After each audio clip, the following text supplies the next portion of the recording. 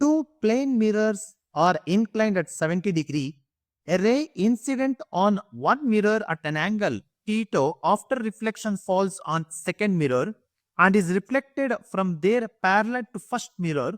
The value of theta is. Okay. So here we'll create the diagram here. So like this. So these are the two mirrors, plane mirrors. This is the plane mirror 1 and this is the plane mirror 2, which is inclined at an angle 70 degree. This angle is equal to 70 degree. A ray incident on one mirror at the angle theta. This is the theta angle. After reflection falls on the second mirror and is reflected from there parallel to the first mirror.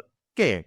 So after reflection of this one and it is a parallel. This is a parallel. This line is parallel to the first mirror. The value of theta is.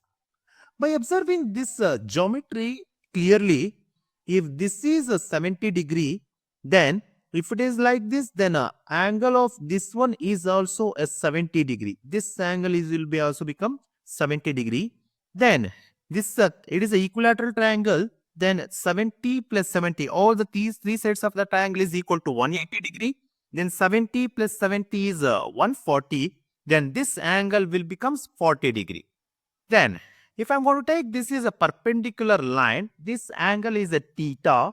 Then I'm going to write here that is a theta plus 40 degree is equal to, that is 90 degree angle. It is a right angle triangle 90 degree. Then theta is equal to 90 degree minus a 40 degree will give the answer, that is a 50 degree is our answer. So option D is the right answer.